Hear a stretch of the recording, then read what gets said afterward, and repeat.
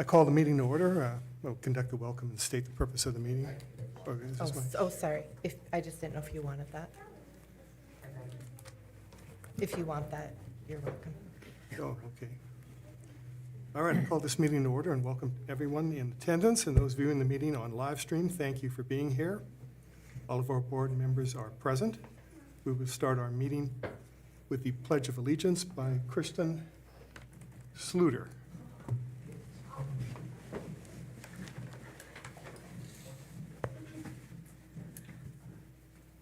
I pledge allegiance to the flag of the United States of America and to the republic for which it stands, one nation, under God, indivisible, with liberty and justice for all.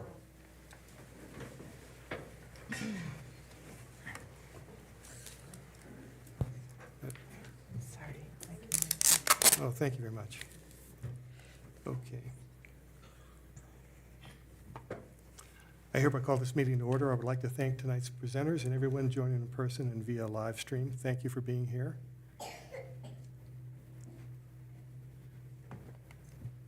Is your mic on? They can't hear you. Is your mic on? Yeah, Okay. get that closer, I guess. Okay. The third item on the agenda here is Robert's Rules of Order. There's been a slight change in the way we're going to conduct meetings. Has everybody had a chance to read that on the board? Mm-hmm. Okay. Are there any questions, or do we have any discussion about that? Okay. Well, then we will just go ahead and move to, Oh, there's an action item. pardon me? Isn't that an action item? Oh, no, it's optional. Oh, it's optional. That's, Okay, so, sorry. Yeah, move to item number 4, approve and/or amend agenda. The board may take action to approve or amend the agenda. The board may only amend the agenda after the start of the meeting by making a motion, stating the reason for the amendment and stating the good faith reason the agenda item was not included in the original agenda posting. Does anybody want to amend the agenda? Okay, then would anybody like to make a motion that we approve the agenda? I hereby move that the board approve the agenda as presented. Do we have a second? I second. Okay, the motion has been made and seconded. All in favor say aye. Aye. Aye. Any opposed? Okay, the motion passes. Next item on the agenda would be awards and recognitions by Courtney Fisher, Director of Communications.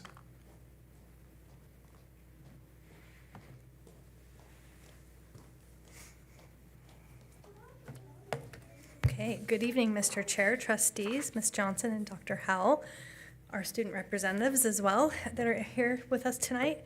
Tonight we will recognize several individuals who through their actions support and embody our district's mission to think more, learn more, and be more together.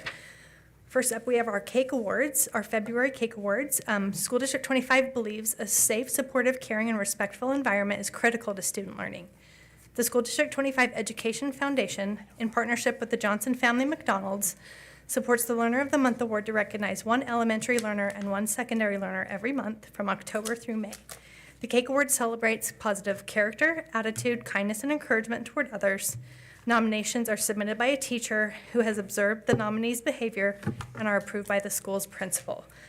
Cake Awards, in addition to being recognized here with you tonight, they receive a gift card for the recipient and their teacher, a $50 donation to purchase books in the recipient's name, both of those courtesy of Johnson Family McDonald's. So first up, I would like to welcome Grayson Wilson and his teacher, Mr. Chris Richardson, to the podium, please.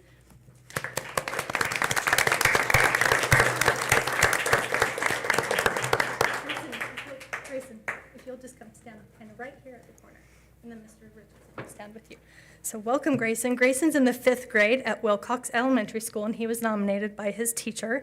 We're very proud to recognize you here tonight, Grayson, as this month's Elementary Learner of the Month. In his nomination, Mr. Chris Richardson described Grayson as an amazing young man whose character, authenticity, and positive attitude have made a meaningful impact on those around him. Mr. Richardson shared that while Grayson has sometimes struggled with social awareness, he has captured the hearts of many of his peers through genuine kindness and honesty. He doesn't pretend when it comes to real relationships, he wrote, noting a noticeable shift in how classmates now approach and interact with him. Grayson consistently shows kindness to others, especially those who may not always feel connected. and his character has been seen and felt throughout the classroom. Grayson also brings an outstanding attitude toward learning. Mr. Richardson shared that Grayson genuinely wants to grow and succeed, and when working with others, he not only wants to succeed, he wants his peers to succeed as well. His enthusiasm is infectious, and the best part of my day is when he arrives at school waiting to tell me something that makes him happy, Mr. Richardson wrote. He reflected on the class novel Wonder, noting that while Grayson does not share the same physical differences as the main character, his impact is similar. His personality and character are understood by those who choose to see him for who he truly is, and by those whose lives he has positively influenced. Through his kindness, perseverance, and genuine heart, Grayson exemplifies the qualities we celebrate in our Learner of the Month. So we're so honored to recognize you with this certificate. We have some goodies for you outside, and thank you so much for the nomination. Let's give him another round of applause.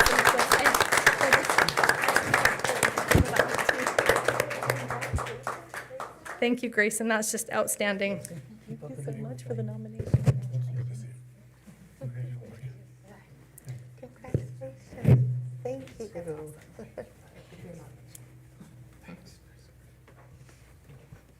Okay, next up we have our secondary learner of the month. So I'd like to welcome Charles Haynes and his teacher, Mrs. Lynn Jensen, to the podium with me, please. If you'll just kind of stand to the side. Perfect. So Charles is a senior at Pocatello High School, and he was nominated by his teacher, Mrs. Jensen. Mrs. Jensen shared that she first met Charles when he was a junior and immediately recognized him as a hard worker, a great friend, and an outstanding student. Ms. Jensen described Chuck as someone who works hard at everything he does and never gives up. He has overcome significant challenges to reach where he is today, and she noted that he is truly a success story. His perseverance, determination, and commitment to learning set a strong example to others. Charles is known for his willingness to help wherever he is needed. Mrs. Jensen shared that he regularly assists classmates who are struggling with math by patiently teaching them the steps, and other teachers have reported that he even offers to help students in their classes when he hears they are struggling. As her student aide, Chuck helps with grading, and when there is no assigned task, he immediately turns his attention to supporting other learners. Ms. Jensen concluded her nomination by sharing her pride in Chuck's growth and success, noting that if ever a student deserved to win this award, it is him. Through his work ethic, kindness, and generosity toward others, Charles Haynes exemplifies the quality we celebrate in our secondary learner of the month. Charles, wow, thank you so much for the example you set to your peers, and thank you so much for the nomination. Let's give him one more round of applause.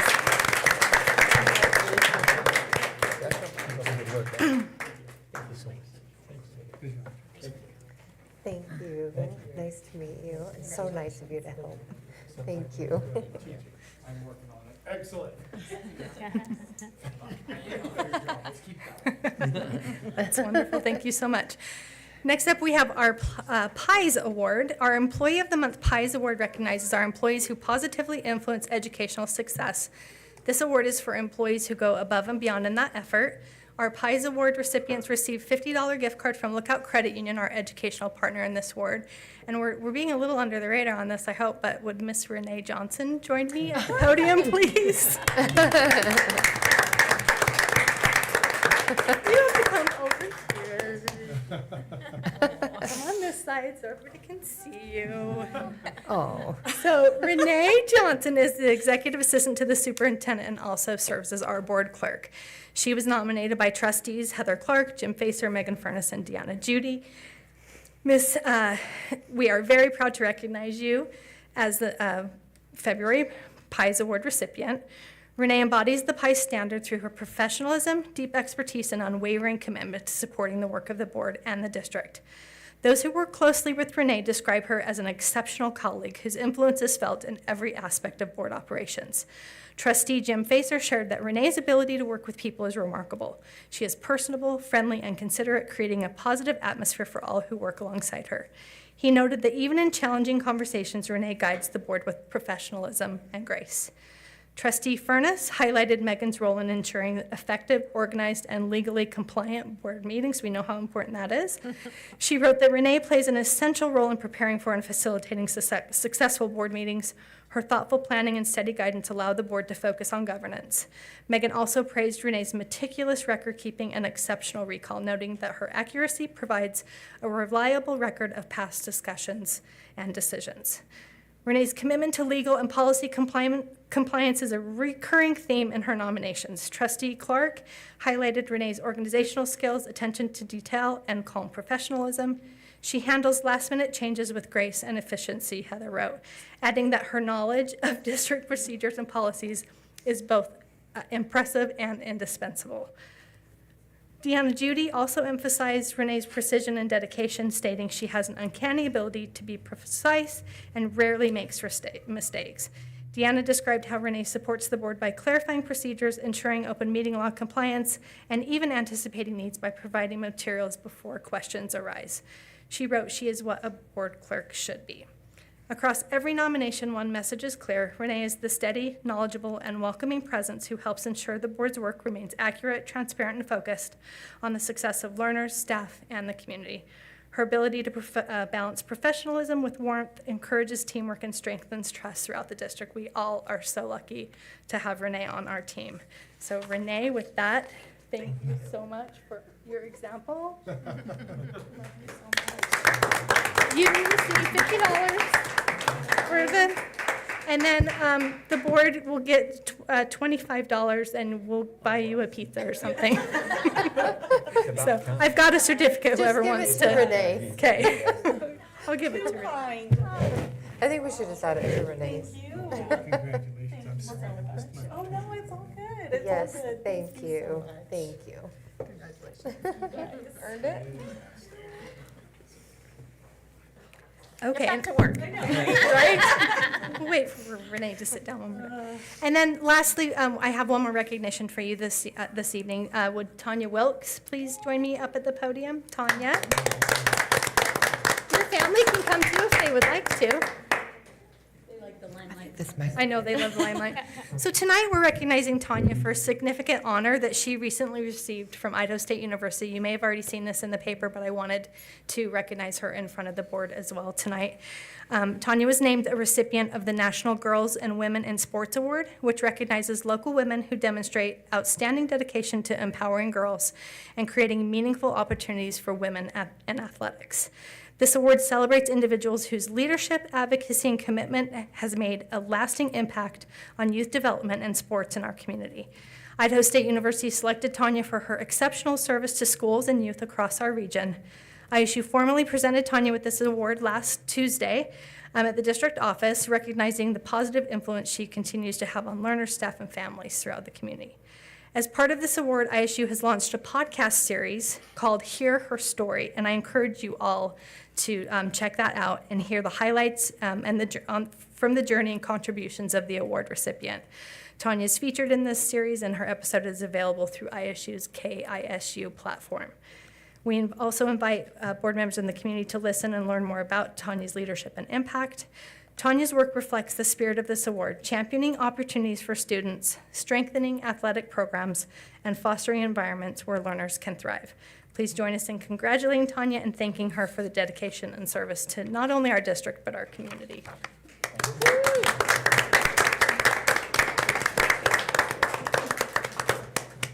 So well deserved. Congratulations. Congratulations. And that concludes the recognitions and awards. Thank you. Thank you, Courtney.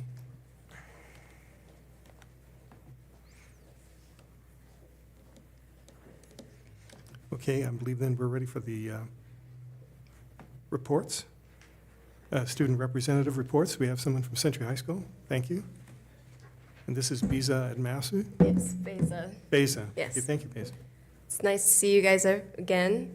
So to start things off, we had Kindness Week last week, which student council held, and we did different activities to enhance the kindness in our school, such as doing bingos during lunch where students could meet people that they may have never met before.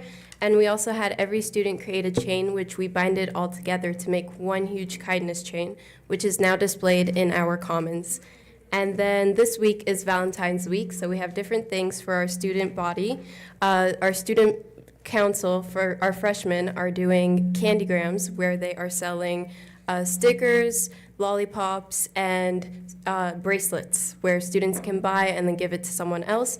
And then on Friday, students from Key Club will also be selling donuts, and the money will be going to sponsor a student, which we buy them things like shoes or sweatpants, just essential things that they might need and cannot afford. And then we also have our talent show next week where we have 8 talents lined up, and we're very excited to see the different talents that they have to present to us. And then this week we have a few senior nights. On Thursday we have boys basketball, and then on Wednesday, which is tomorrow, we have wrestling, and this is also their only home match. And then cheer qualified for state, and they will also be competing, and they also qualified to compete in 4 different routines in nationals, which starts next week. And then dance has districts this week on Friday, which is also at home. And then student council is starting 3v3, where anybody from the student body can compete in, and there will be a bracket where all of the different teams compete, and then we'll see who arises on top. And then we had our first trial of a challenge called Donut Be Tardy, which is a play on the Do Not Be Tardy, where a teacher was able to have all of her classes all day have no tardies. They could have donuts in those classes. And we have calculated about 719 students will be getting donuts. So that's a lot of donuts, yeah. And then lastly, student council will be having new elections in 2 weeks. So this is my last meeting with you guys, and you will be seeing a new face next meeting. So it was very nice presenting, and I enjoyed the opportunity. So thank you very much. Thank you. Thank you. You did a really nice job. Next up, Highland High School? Or Pokey, okay. And so you're Carlin? No, her name's not on there. Well, you're not Adea, right? Kaylin. Oh, Kaylin. Oh, there Okay. you are. Thank you, Kaylin. All right. Hi guys, it's been a hot minute since I've been able to come back here. I swear we've been up to good things, I swear. All right, so here's the rundown. Pocatello High School student government recently hosted an event we like to call the Princess Tea Party, where we invite different kids from the elementary schools to come while student government dresses up as princes and princesses and has a variety of activities. We recently implemented a new event known as the Thunder Coil at a basketball game between Pokey and Century. Pokey won, and the turnout for the event was quite great. Recently, Pokey's Girl Wrestling won the battle for the belt, as the match is called. I believe it wasn't a wrestling match between Pokey and Highland, and Girls Wrestling won, which is great. Our Pocatello High School speech and debate team has been having a really great season so far, routinely placing at their tournaments, with their most recent successes being 3rd place at Madison Meltdown, 4th at the Trojan War, and receiving the same placement, 4th at Grizzly Growl this previous weekend.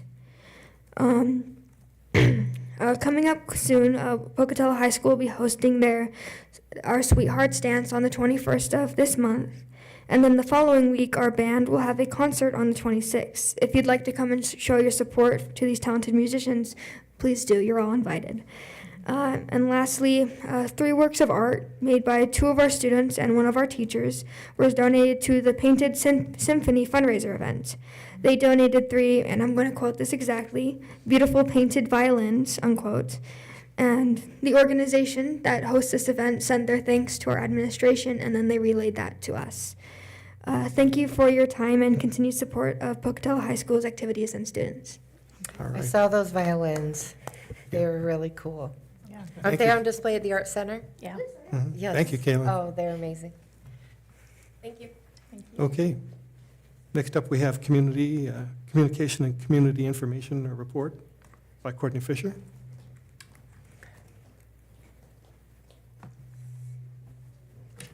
Okay, hello again. I have this month's Communications and Community Relations Report. It's been 3 weeks since we met, so you'll notice that in the numbers. Those numbers always tell me the story of where we're at within the cycle of the year. On page 2, we have that media at a glance. I'm not going to go over this. It's really self-explanatory, but you will notice a decrease from last month. That is in part because it's been a closer gap between when we last met. And then also what this tells me is that maybe January into February is not the best time to share information. People are getting into the new year. They're getting their routines going again. So it's, starting now is when people really start getting tuned in. So that's really important for us to keep in mind as we roll out initiatives. On page 3, we have our top performing posts. Again, you'll notice the views and everything are down significantly from our top performing posts that I've presented to you before. We have Idaho Elementary as the Idaho ESEA Distinguished School for 2025. There's a video of that with a link. If I really encourage you, this is something that Principal Nick Muckerman put together as part of that award, and that Ms. Chopsky helped him put that together. It's a really great video. I encourage you to watch that. And then we also, the second top performing post was from the Psychology Graduate Student Association at Idaho State University for their donation of winter coats. And those are all linked, so you can go directly to those posts as well. Our most watched YouTube video on page 4 is our STEM Up. That STEM Up night is coming up on Wednesday, March 4th. And so we partner with Idaho State University to really help promote that. There's going to be hands-on activities for kids. It's a really great event that's in conjunction with another activity that ISU does the next day, where they bring middle schoolers and high schoolers up to the ICCU Dome. Make sure I get that right, and really show them those pathways to careers in the STEM fields. And so wanted to get that on your radar also. I've also included in here the Everyday Matters. Our theme this month is let's make attendance our love language, which I thought was really cute. And so we're incorporating that as a way to really encourage great attendance and also reinforce our message of you belong here. Kindergarten enrollment campaign is all ready to go. So we have, I put a picture in here, we got branded bags this year. We had time to do that. So we tried to do those in as close to district colors as we could, but those little packets will go home with the kindergartners who register in person on that day. And then we added a QR code to the posters and the postcards that are going home, which takes folks directly to the OLR. We're really trying to simplify it and really trying to clarify the two-step process this year. In your addendum, I've also included the packet from the advertising agency that I'm working with. I wanted you to see that because that's not necessarily something that you will see. It is something that will be targeted directly to those families who would fit that profile to register for kindergarten. So it's not something that's going to be highly visible if you're not in that demographic.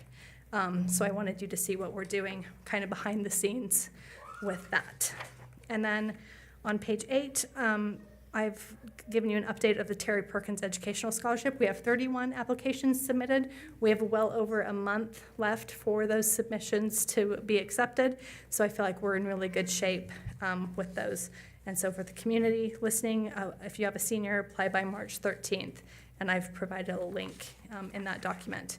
And then finally, our February grant spotlight. We chose Mallory Davey, a counselor at Lewis and Clark Middle School. She received a grant for $300, and I just wanted you to see what some of that money is going toward to enhance teaching and learning. It's also in the addendum as a separate piece. And just wanted to show you that calming space. So it's a space to pause, breathe, and reconnect to learning that she used that award for. So what Ms. Davey shared was that her biggest hope to create an environment where learners truly feel safe, seen, and heard. The space gives students a place to pause, take a breath, and feel supported while navigating big emotions. And of course, that was on behalf of the School District 25 Education Foundation. And that concludes my report. All right, thank you, Courtney. Thank you. Next on the agenda, we have a public written comment. We do have 2 comments, one from Joey Bowers and, or 2 from Joey Bowers, I think. Okay. Next on the agenda would be the approval of minutes. Included in the packet are the following board minutes: the executive session, personnel matters, the board work session, and the regular board meeting, annual meeting. Does anyone have any comment or discussion on those? No, I hereby move that the board approve the January minutes as presented. Do we have a second? I'll second. All in favor, say aye. Aye. Any opposed? That motion passes. We've approved the minutes. Next on the agenda is the consent agenda. Some action items. First of all, payment of claims.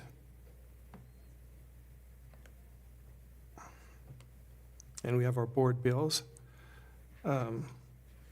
Also, we have supplemental financial data addendum, human resource activity, out-of-state overnight travel requests, and a camp request. Do we have any questions or discussions on that matter, on these? If not, then I'll entertain a motion that we approve the consent agenda as presented. I hereby move that the board approve the following consent agenda items as presented. Do we have a second? Second. Okay, the motion has been made and seconded. All in favor, say aye. Aye. Any opposed? That motion passes.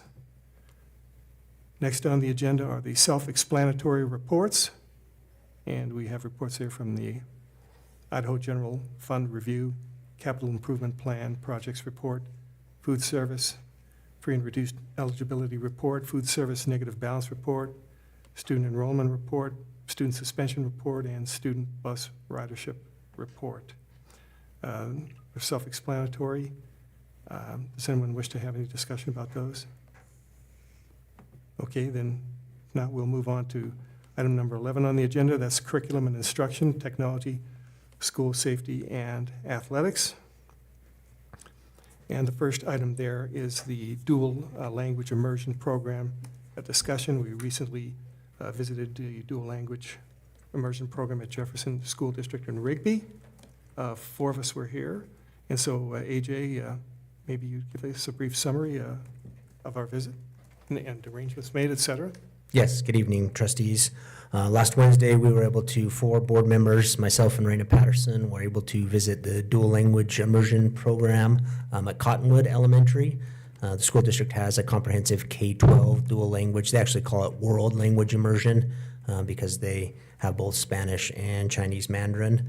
We were able to visit with district administrators and school administration to talk about the program and observe several kindergarten through 5th grade classrooms actually participating in the dual language program. We received, in my opinion, and you'll have a lot of time for discussion as well, I think we received some valuable information. They were very accommodating during our visit, answered all of our questions, and we were able to observe several classrooms to see what it actually looks like in action. I thought it was very valuable and worth our time and drive down there to visit with them. So I'll turn the time over to the board for additional discussion, insights, and any questions that you might have. Sure.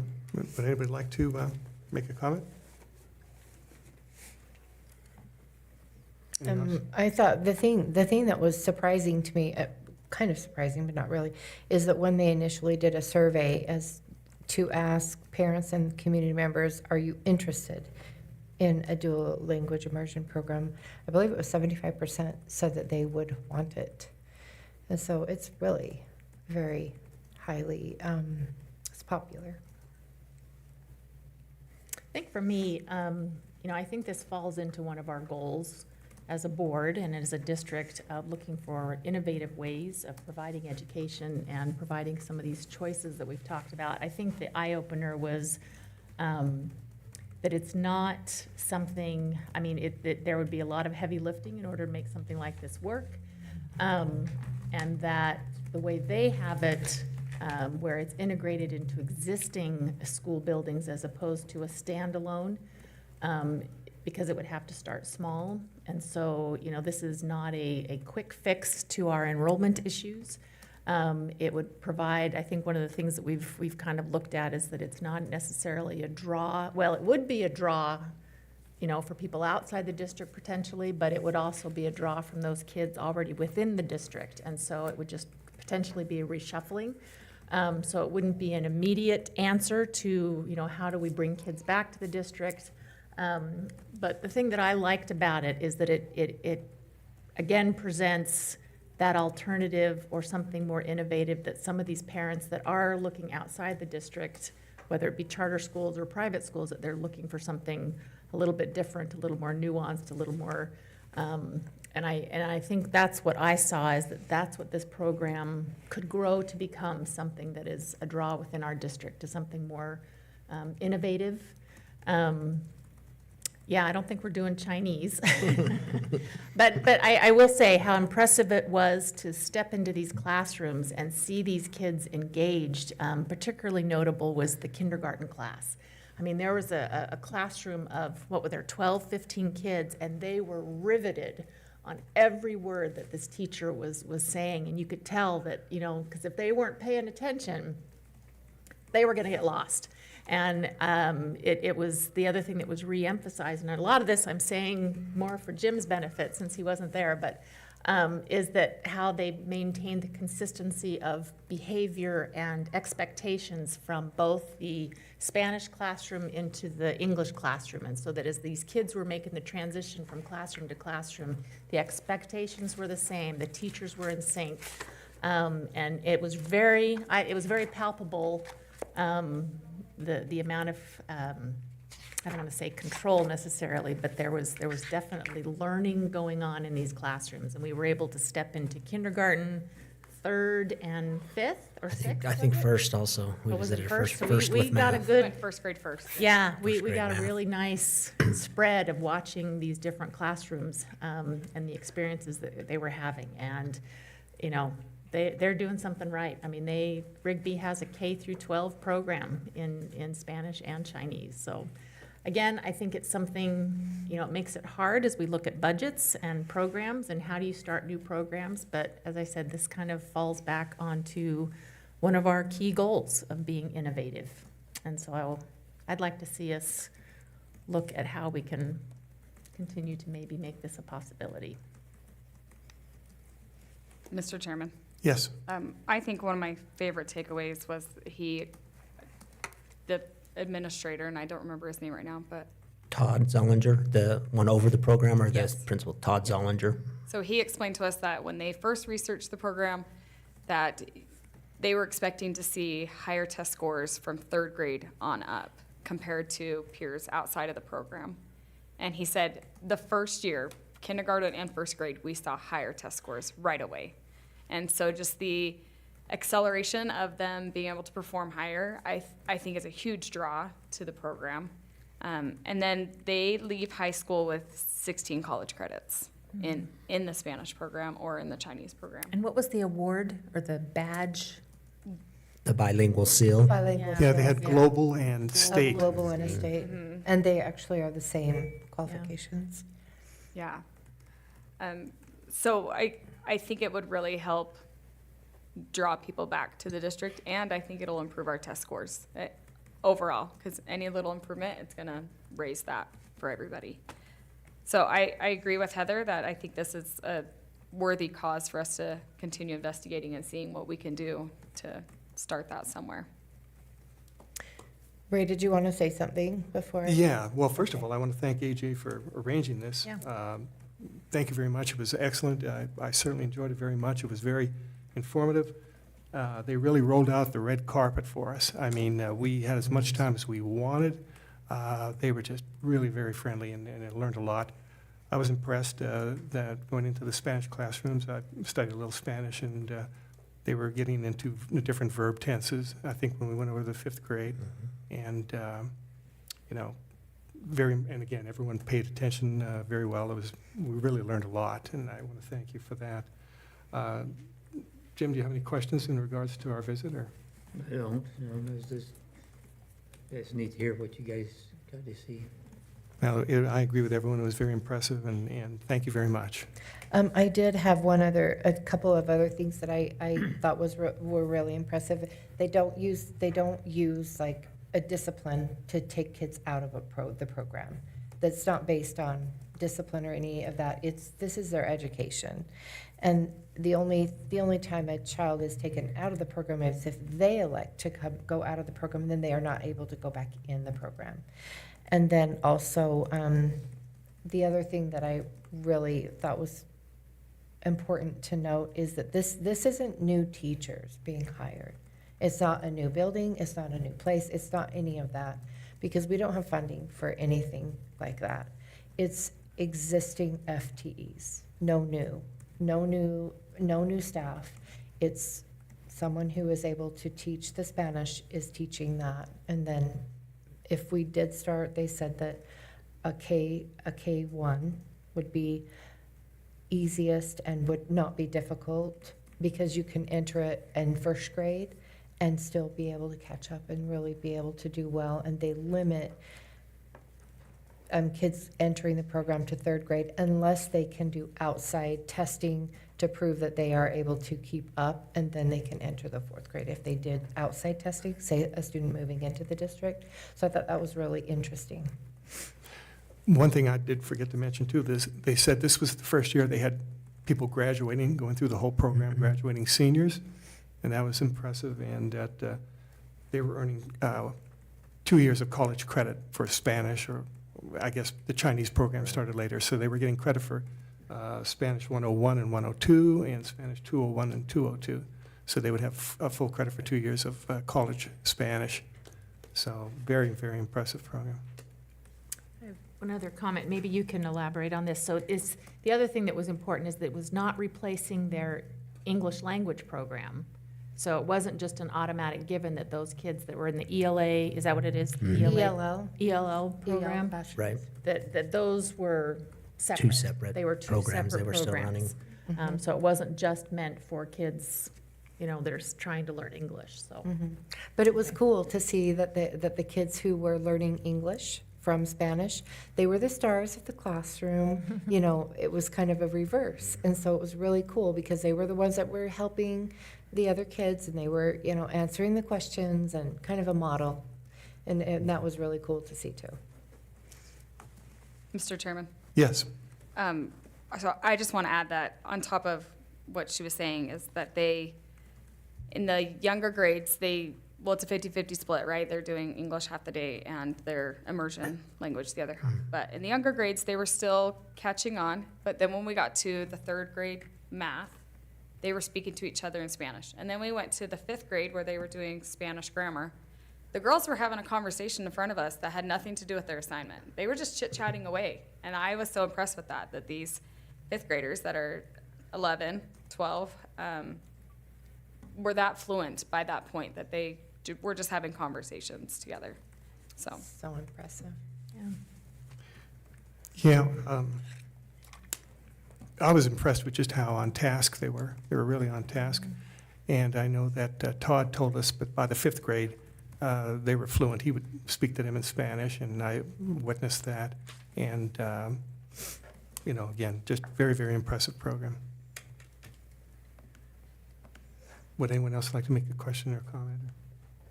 Okay. AJ, thank you so very much for arranging everything. Yeah. Thank you. I guess, Yeah, before you please. do, so I guess then, not that we have a clear roadmap, next steps, but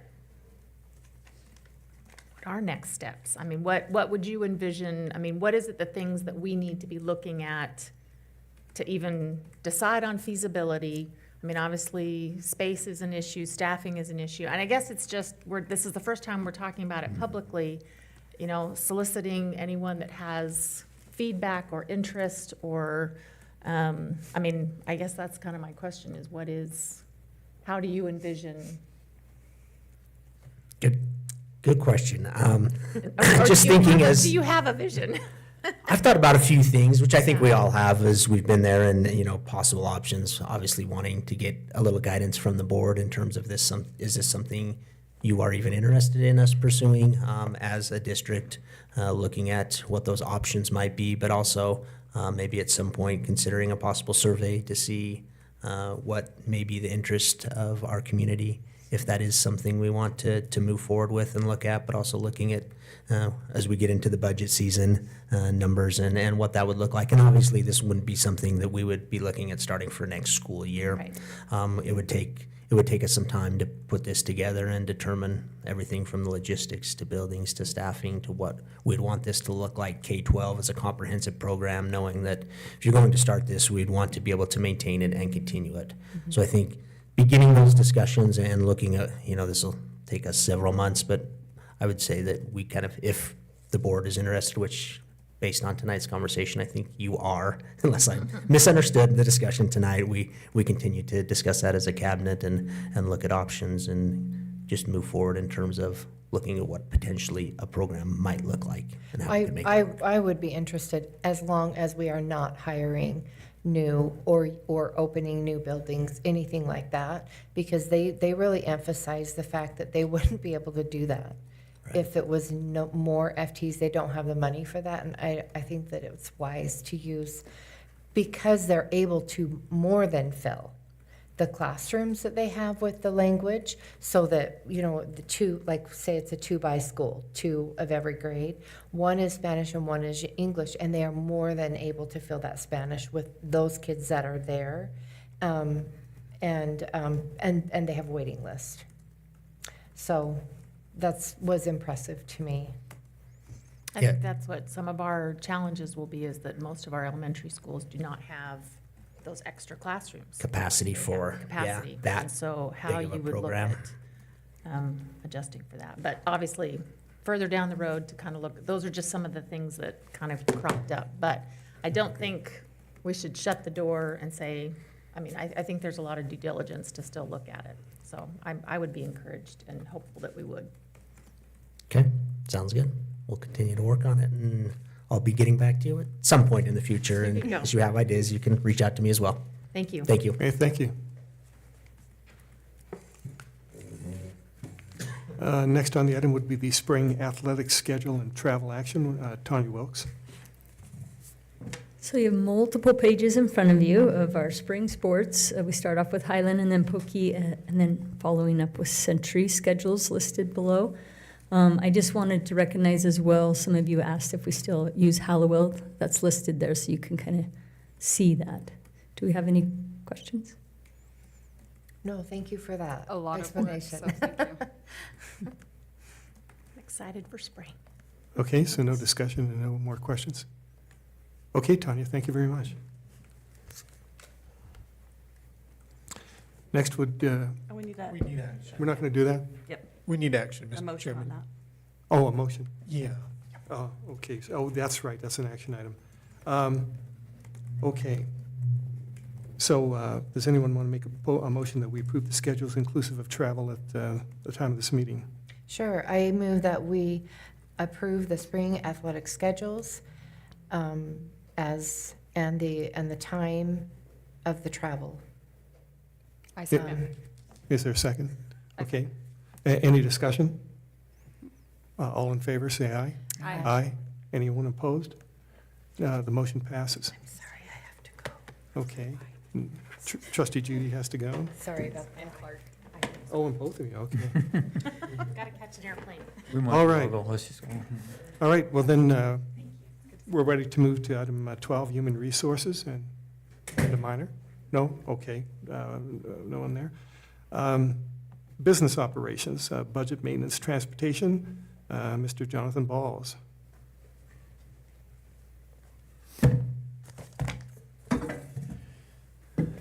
Good evening, board members. Thank you for being here this day. This is pretty easy information here. First, I wanted, I think on the agenda, Mr. Chairman, is a Highland High School rebuild update. Again, wanted to just reiterate, we're definitely on track. Things are going great. We were within a year of being able to occupy a portion of that building. And so we're definitely on time and on budget. And so it's some walls are coming up very quickly, specifically in the auditorium. The stage walls are already topped out height. Auditorium is coming up it's almost to the existing building. We'll note that, again, we have to collect all of our own rainwater, stormwater, and that's going into the east. It's our practice field right now, and so you'll see it's a 13-foot deep hole right now, and it will be covered up ready for in the fall. Well, shoot, it'll be covered up well before the fall, but they'll be able to play practice football on that. But that retention, I was about ready to call it a retention pond, but it's really a container that they won't be able to see that anything's underneath that. Framing of the interior walls is kind of exciting. Some of those interior office spaces, training spaces have started to go up. The locker room benches are currently made out of, or they're being made out of concrete, and so those are taking shape in the locker rooms. And also they're pouring the second floor hallway slabs over the gym, and so it's very, very exciting there. So we're anxiously waiting, and we are getting ready with all of the inventory that has to go into those new spaces. But again, as a reminder, we'll be open. The goal and that we'll attain is January 4th, when the students, staff and students come back, and learners come back from Christmas break. But it'll be a very busy December to make sure that's ready. So we're excited for that. Inside of your packet are two drawings. Again, continuing in Highland, we're calling this a Phase 3A or 2026 Phase 3. You'll see the parking lot. This is the west parking lot across the street from Highland that will have approximately 380 parking stalls, plus house the new tennis courts. As a reminder, the city is paying for half of those tennis courts. And so it will really, after this summer, really make that lot across the street from Highland look really good from Olympus, from Bench, and provide a lot of good facilities for Highland. In addition to that, the next drawing is, again, and you've seen these before. These are the final drawings. They are turned into the city for approval, and we're starting on the bid packages. The next drawing is kind of the internal, inside the building, the vestibule, the secure entrance. That there will be an office space there that you'll be able to talk to an individual in that little vestibule and to drop off anything so they won't have to go into the school. So those are two drawings there. Just wanted to provide that update. And those will obviously come to you in the way of a bid probably in April, by the time we get those out. So we'll see those prices and so forth. Does anybody have any questions or comments in regards to these things? Megan? I do, Mr. Chairman. On the parking lot, Yes. the water retention pond, I know there was conversation before about if we allowed access from the road, that blocks that, right? So we That don't is have correct. any kids no kids are gonna drive through that ditch, right? You know, I don't know. I don't want to say no and never, with high schoolers, but they will definitely, that will be very deep. It'll have rock. They'll have a curb that they would have to jump there. So they would do more damage to themselves and to their vehicles if they were to ever go through that. Okay, I wanted to Yes. clarify on that. Yep, yep. Yep, there will be a sidewalk. You'll see that kind of aligns with those tennis courts, so you could walk from Olympus up there. So, excellent question. Any other questions? Discussion on this? Okay. Exciting. Jonathan, Okay. you can move The next item is the preliminary, just start with some budget discussions. Again, we're in this unique period that we're looking back on this existing year and kind of watching to see if any modifications, which we know with enrollment, with funding for this existing 25-26 school year. And also we're looking at the legislature to look at next year. So included in your packet is a memo that was sent almost 4 weeks, it was sent 4 weeks ago, that kind of highlighted what the Department of Education, Superintendent Critchfield and her staff put forth as a recommendation, as well as the governor. And so the first one is the memo. Again, I'll highlight, again, statewide, they're anticipating a reduction of units by 232 statewide. And so that includes both public districts, school districts, and public charter schools. And so you can kind of see as we're kind of feeling our little portion of that as well, it's going on statewide. The other one we're really looking down, I'm kind of on the first page. Second is health insurance increases. And so we are tied with the state health insurance plan. And so you'll see this is the first year that they're actually proposing two different amounts. One if you're on the state plan and one if you're not. And we are on the state plan, and so that we would get that, that 14% increase in revenue. Obviously that will accompany the cost as well. We assume the cost is going to go up 14% as well, but we will get that, the majority of that covered from the state legislature. Okay, so again, just some reading material there. I did put on these are the spreadsheet that kind of compares the current request from the superintendent, the state superintendent, as well as next year's request, as well as the governor's. Again, we're really just kind of looking, as you have heard, and that we were going to be held harmless by current year reductions.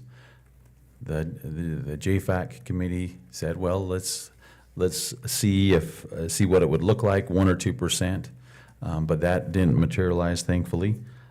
But we're really kind of watching our other entities around the state agencies that, at least currently, and it has a long ways to go, that they're going to reduce 3 years this year and continue that into next year, plus an additional 2%.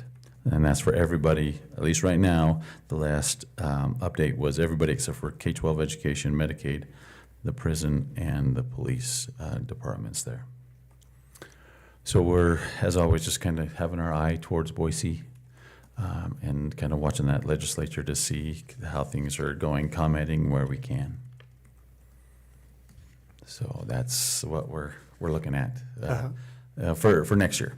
Do we have any questions or comments in regards to that? Okay, please do continue. Okay, the last item for me, and this is for action. It's our bids. This is the first one. I counted there's over 20 that we will bring to you. I will bring to you between now and May, primarily now between now and April. So I have two in front of you. One is the boiler equipment at PV Tech. We realized that that we needed to replace those boilers at PV Tech. I commend our maintenance department. We have great and skilled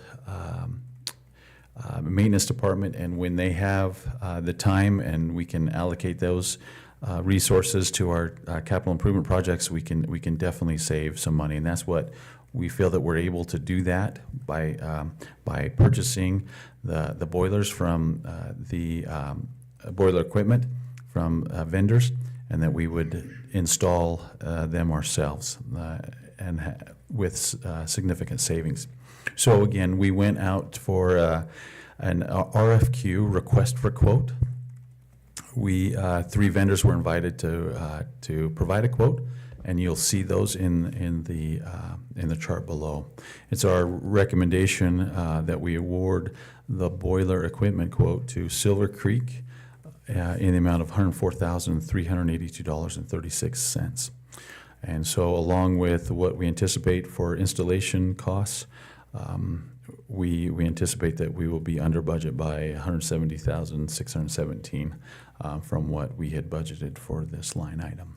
Wow, that's great. Yeah, that's, we're happy with that. Again, it's the first of 20, and so that's what I wanted to mention. Well, that's a good way to start. Yes, it is. Yes, it is. We will keep it going there.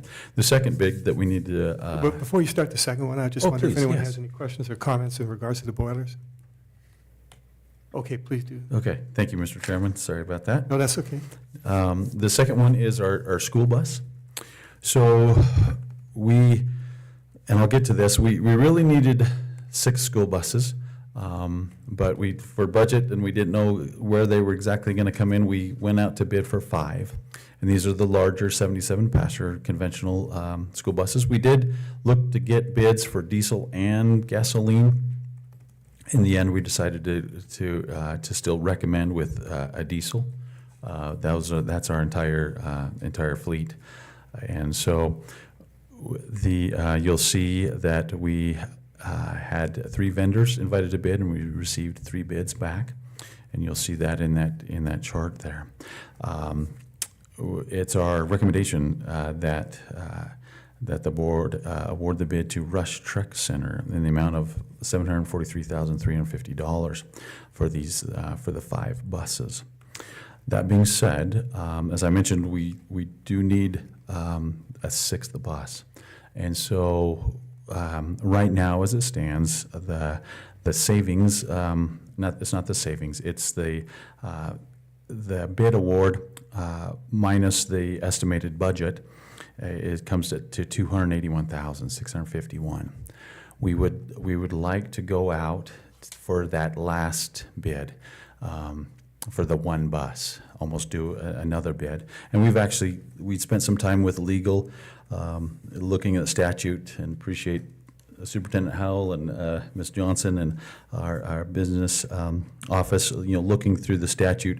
There was just one word that was missing from our bid, just to comply with fair bid practices, that we could have awarded 6, but since we only said 5, we need to stick with the 5 for fair bidding practices, and then next month we'll come to basically do another bid just for the 1. Okay, and so again, the motion in front of you is Rush Truck Center and $743,350.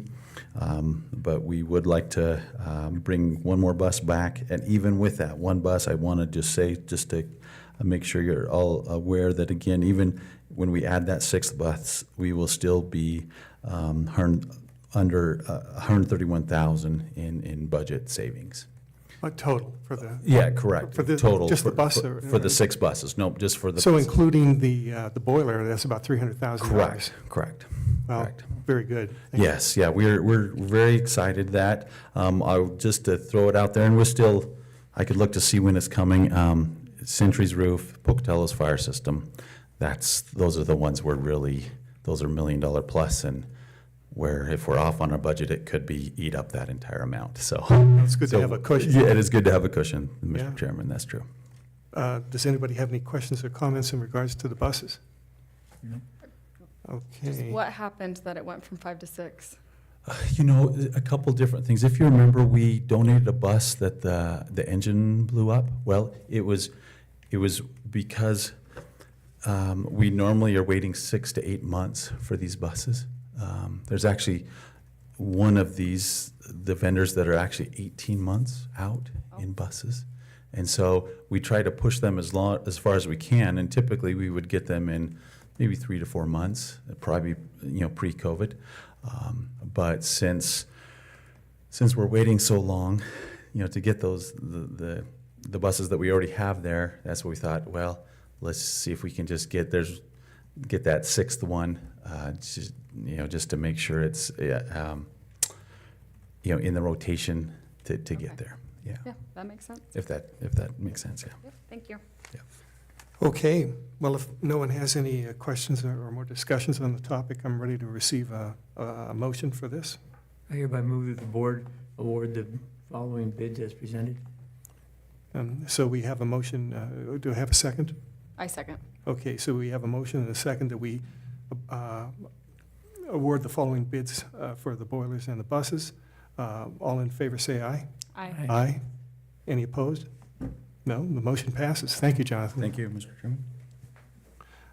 Next up, we have the superintendent's report, Superintendent Howell, and so first we're going to start with the board calendar. Okay, thank you, Mr. Chairman. You'll notice this calendar has quite a number of school visits on the month that we are going to be preparing for. And so beginning tomorrow, we had a placeholder for you for student discipline hearings, but we do not have any, so you're off the hook for that. On the 13th, if you're interested in attending local issues, please let Ms. Johnson know and she can get you scheduled. Not necessarily scheduled, but to ensure that we don't have a quorum there, or we would need to notice for that. So also on Friday morning will be the board school visit to Highland High School. That's Mrs. Judy and myself. And then at Jefferson, it looks like that will be Me. Mrs. Furness, yes. And then that morning as well, Jim and Ray, and I know Mr. Knopf said he had another commitment or obligation, so I think it's just Mr. Facer for that one. Okay. On, Yeah, that's right, on Friday the morning. 13th. I thought it was canceled. Was it canceled? Oh, I did cancel it. I thought that it was just Ray going. Oh, It was just Ray, I think I mean, Mrs. oh, Pettit's yeah, planning on it, Ray and- and, no? but you canceled. It was canceled off everybody's calendars. Okay. Oh, yeah. I got a notice it was canceled. Oh, okay, I'll still, get you rescheduled, Jim. Let me know. okay, I'm glad we talked about that one. Yes. Okay, and then taking us to Friday, the 20th, school visit at Tendoy with Mrs. Judy. The 25th, we have placeholder for student discipline hearings again. And then that Friday, the 26th, is district curriculum committee. Mrs. Furness, Mr. Knopf, and if one of you two can't make it, we can let Mrs. Judy know she would be able to attend. And then, Can I join the school visit to Tendoy? Yeah. Okay. Oh. Thank you. great, okay, yeah. And let's see, looking ahead, curriculum committee, March 10th, community prevention, board work session also on the 10th at 3:30 that afternoon. Student discipline hearings placeholder for March 11th, and then that takes us out over a month's time, more school visits, and I'll just let you finish up the month there. If there's nothing else, Okay. Mr. Chair, I'll move on to the legislative update. Yeah, unless anyone has any questions or comments, please do. Move to the legislative update. All right, so there are two issues of capital notes, and this is the messaging that comes from Idaho School Boards Association and keeps the board up to date on some of the happenings over at the Capitol. I am going to go with the latest information that we have for last week and then supply you with some more updates from even just this past Friday. So House Bill 559, which is Internal Revenue Code Conformity, which is also known as the Big Beautiful Bill. There was some chat early on, actually a presentation by the governor that he suggested or recommended that they hold off on implementing this until the 26-27 year. However, the legislature has passed that on both sides, and so there is more than 2/3 majority. It looks like even if the governor didn't sign, it would still go into law, and there's no veto on that. So no possibility of a veto.